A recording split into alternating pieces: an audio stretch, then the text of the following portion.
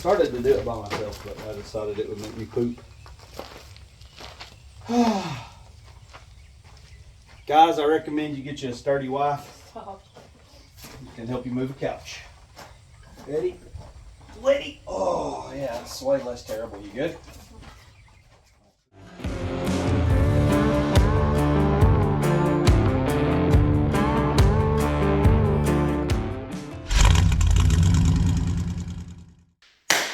What's going on, YouTube? Levi of Old Iron Off-Road out here today, bringing you a video that is so far out of my comfort zone that it is not even funny. If you remember some time back when we were going through the specs of the 800 Rockcrawler, we have a 4L80 that we will be installing a full manual reverse valve body, and today is that day. We've purchased a little fixture and we have all the appropriate pieces. What we have here is a full manual reverse valve body from Extreme Automatics, and we have a miscellaneous gasket set. Now this shouldn't be a full teardown, but I did buy a full gasket set just because I'm not 100% sure what exactly I'm going to need. Now, let me give you a little bit of history. My experience with automatics now, Scout 2 727s, I'm pretty comfortable with, you know, band adjustments, fluid and filter services, but that's it. As far as actual internal work on a transmission, the only experience that I really have is when I was 17, I attempted to rebuild a Turbo 350 that was in my 1986 Cutlass Supreme, and it failed miserably. That transmission never moved again when I got finished installing the rebuild kit. So, a little bit of confidence and inspiration before I tear into this one. That being said, Extreme Automatics has included an exploded view of the internals of the 4L80 along with a nice set of instructions. Now, I do believe that some people say that you can bolt this in 100% and it worked. Now, there are some other modifications that kind of need to happen. We actually have to remove the direct drum, and we have to pull the clutch pack out of the direct drum. We have to drill it for a fluid passage bleed off. And we also are going to do what is called a dual feed mod. That being said, what we lack in know-how, we're going to make up for with overconfidence and enthusiasm, and we're just going to dig into it. So today is the day. Let's get it. We're going to run around back. We're going to grab the old tractor. We're going to get this 4L80 in the shop, get it in the fixture, get it tore down, and we'll at least put some parts in it today. It'll be a while yet before we know whether or not what we did was actually successful. So stay tuned. And of course, it's all the way in the back. Right, Shaw? Oh man, the back hurts already. So much junk. Oh no, I don't want to, man. I really don't want to. I picked it up myself when I got it from the junkyard, but I really am not like super enthused about picking this stupid thing up. Oh God, yeah, it's heavy. May have to commandeer my wife. I started to do it by myself, but I decided it would make me poop. Guys, I recommend you get you a sturdy wife. Can help you move a couch. Ready? Lady! Oh, yeah, it's way less terrible. You good? All right, watch your knees. Watch your knees, watch your knees, watch your knees. Ow, it's hurting my hand. Oh! Don't die. So while we got this thing on the tractor and an available water source, I'm going to go ahead and knock the crust off this thing. I actually picked this up out of the junkyard, and as you can see, it's got a Jasper reman tag on it, and the fluid was super clean. And I'm a Jasper dealer myself. I've actually had really good luck out of Jasper transmissions, so I'm pretty hopeful that this one's going to be good.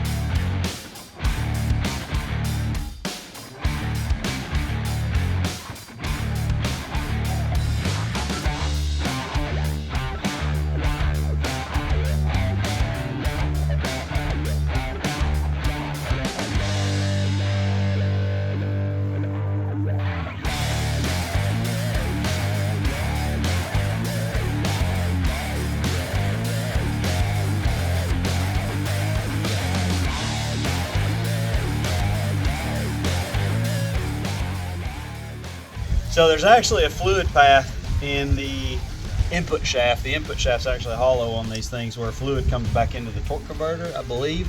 And it appears dirt daubers have built a nest in this guy. And I hate dirt daubers. They always like build nests in vent hoses, and I've actually had them build them in fuel hose that's sitting around and cause problems. So I guess when we have the input shaft out, we'll make sure to get that good and cleaned out. But I think that's good enough to go rock crawling. Put this guy on the stand, and fluid actually looks pretty good. I don't see any strawberry quick in it. It's a little brown, but not just completely smoked. All right, so we've got the fluid drained out of this doodad. I think the first order of business is to get it upside down and see if we can pull the, said we had all the fluid out of it. Get the pan off and see what we're working with. So first order of business is going to be the valve body and the wiring components out of this guy. Ooh, that's always fun. So actually, good news, that's all dirt dauber nest trash. There is some crispy metal on the back side. Smell test says it's not too bad. A couple little chunks. Again, a bunch of dirt dauber trash. We're gonna pull the filter, pull the lube tube off, and start getting this valve body out of there. So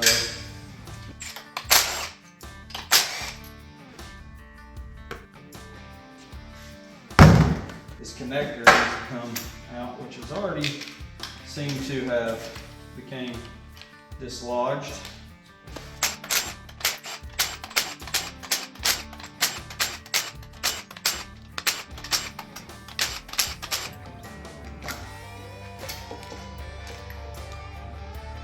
I'm going to go through and pull all the check balls out. This thing doesn't use any check balls, except in the valve body itself. There's 2 nylon check balls that go in between the separator plate.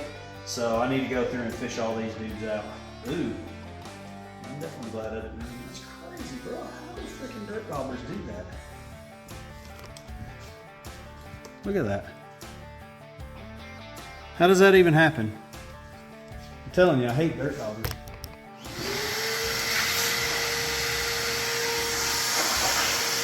It definitely would have been a bad day if somebody had tried to fire this tranny up and run it like it was. So they actually built that through one of the cooler ports.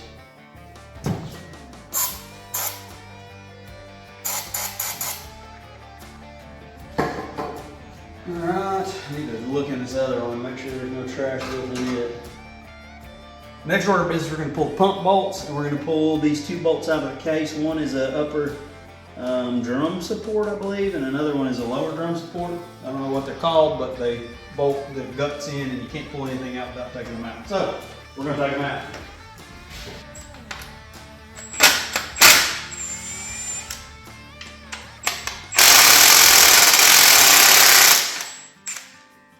I was angry.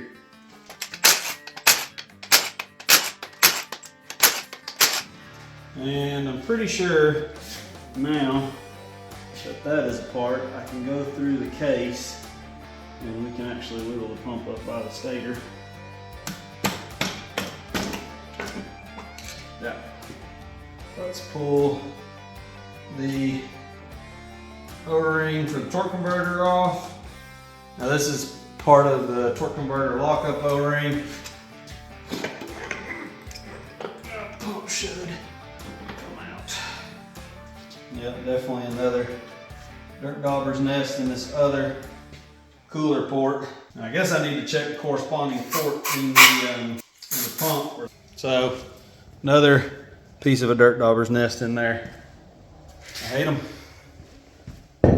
Shoot. So 20 minutes later, no joke of chasing dirt dauber's nests out of the cooler ports. Luckily I saw that, because that definitely would have been a problem. So we've got the pump out. Now just start taking drums out. And probably a good idea to inspect everything and make sure everything looks happy. Look for any metal shavings or anything crazy. And then I think that is the drum that we're gonna need. I believe this is the, nope, that's not it. Goes in like that. All right, and so now we just lifted the direct drum out of the case, and you can see here, I don't know what this guy's called, but it is broken into about 20 pieces. And I have no idea what caused that, but yeah, we're gonna have to fix that. Immediately I see the top clutch looks like it's not burnt, but it's pretty gross.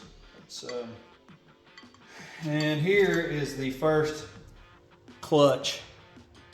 Oh yeah, it was starting to burn. She's bad. So the direct clutch stuff is probably trash. Yeah, they're definitely burnt. So the direct clutch was not happy. Burnt. Direct clutch stuff is all gonna have to be replaced. I mean, it was functional, but it was definitely getting cooked. So yeah, let's get this guy in the press and let's get this thing apart the rest of the way.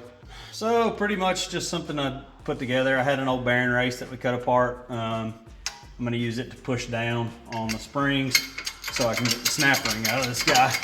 I just need to basically relieve the tension on the spring so that I can actually get to the snap ring and get it off. A little bit of patience. Sometimes this stuff is a pain in the canuts. Until you figure out the right combination of tooling to make it happen.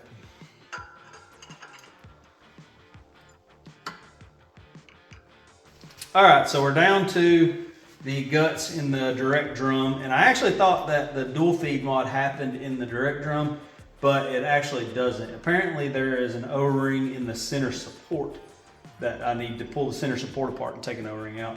And I need to ditch an O-ring on the servo. And all these seals look pretty fresh, nice and pliable. I'm pretty sure that my understanding is that I use this seal and I use this seal, but I actually take the seal off the inside of the direct drum. We also have to change out these springs, and then I'm gonna be drilling a hole in the side of this case, in the side of the actual drum itself. So this is the drum, and we're gonna take the center seal off of the drum. Center seal on the drum is gone.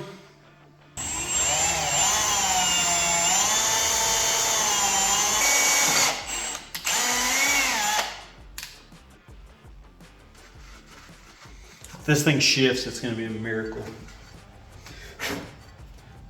All right, so that's done, hopefully correctly.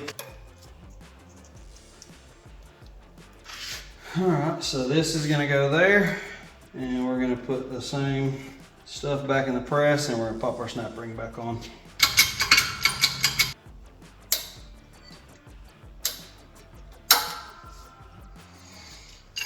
Like that. Boom.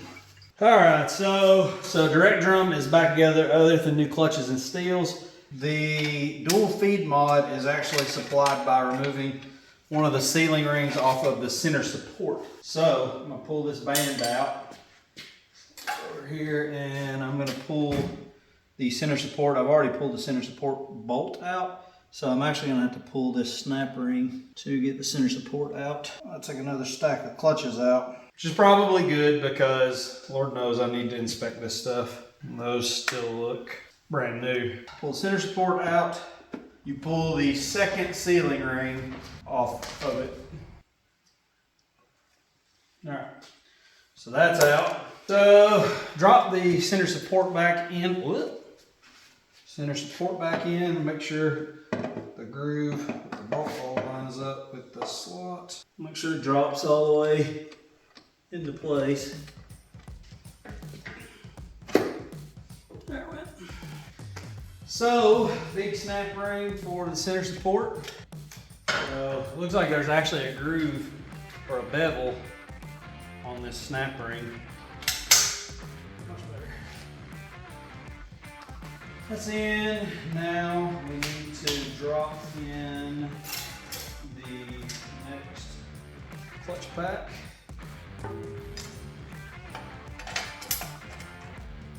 I can actually still see part numbers on these clutches, so that's a good sign. So hopefully the only issue we had was in the direct drum. All right, so center support's back in. Most of what we can get done inside of the case is finished. We need to work on the rear low band servo, and we need to drill or tap a passage in the case. And that makes me super nervous. But it looks like the only place for the fluid to go is actually underneath the servo, and we're gonna block it off because that's what it says to do. And the hole is already a good size for a 1/4 20. Now if we push some fluid through there, a few little pieces in there. Let's vacuum that out. We'll vacuum that out, call it good.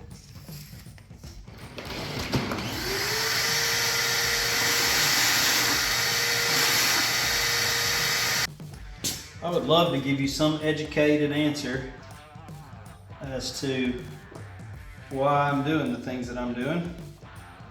But the simple answer is, I cannot. And we have actually already removed the inner piston and the larger turn spring under the servo in favor of this guy. Why? Magic.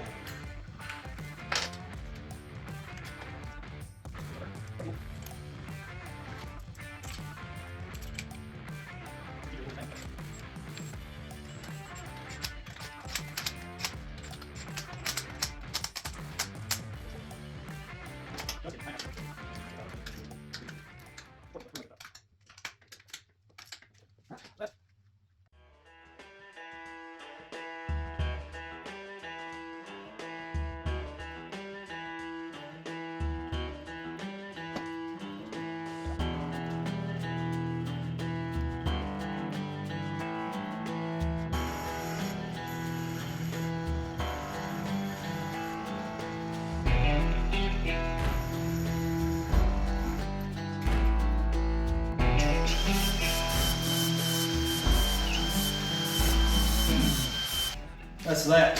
So, until we get direct drum stuff, I'm beat. So, I'm gonna clean up the main shaft, try to get this dirt dauber's nest out of it, and we'll see you when we get some parts. So, we managed to get some parts in. I actually had a upgraded direct drum clutch kit with new, heavier, looks like a lot better metal pressure plate. Overnighted, ordered them on Saturday so we could get this guy buttoned up and get it out of the shop before any dust or anything, pieces of metal or any weird pieces found their way inside of the case.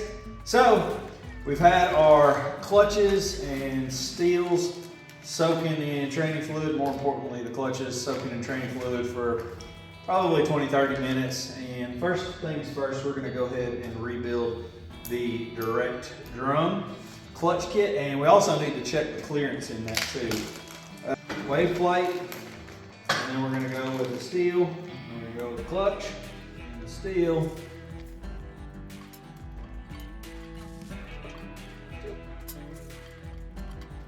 First plate.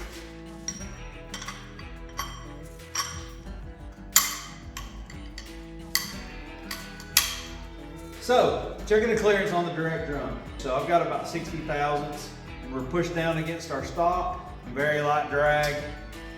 So I'm gonna call that a win. Drop the direct drum in.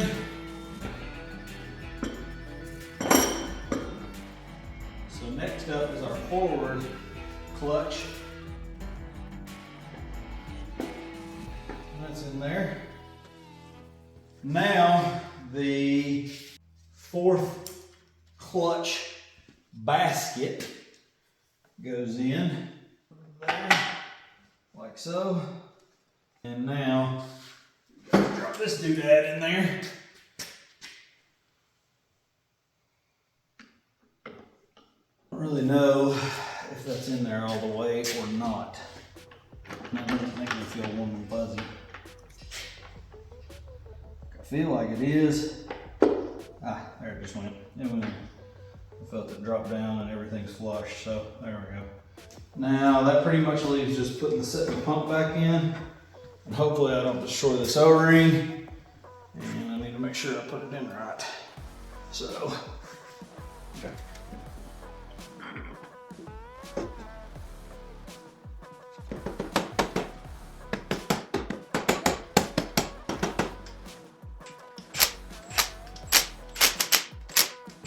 And I'll probably put a torque wrench on that, just for cause.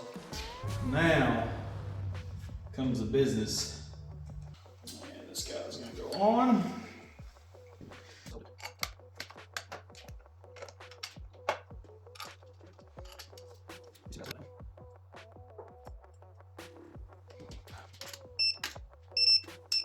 So I got it all wired up, pretty straightforward, nothing crazy. You've got a power and a ground to the solenoid.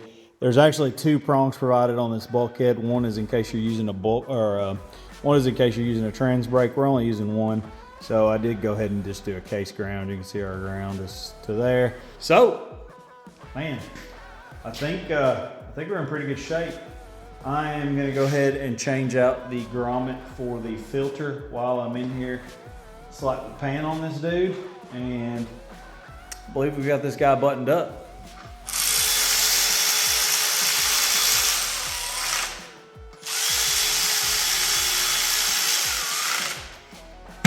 So there it is. So this should signify that this build is getting pretty serious. Now I know this was probably a little boring watching me piddle my way through an automatic transmission, but what that means is we're getting real close to mating the 4.3, the transmission, and the T-case, and we can actually start mocking up suspension. So I have formally received an application to UA. Again, that doesn't mean anything. That just means that Christian Hazel actually sent me an application, which whatever, that's part of the process. So I'm gonna get real serious about this build. I appreciate you taking the time at home to watch these videos. Make sure to like, subscribe, comment below, and as always, enjoy.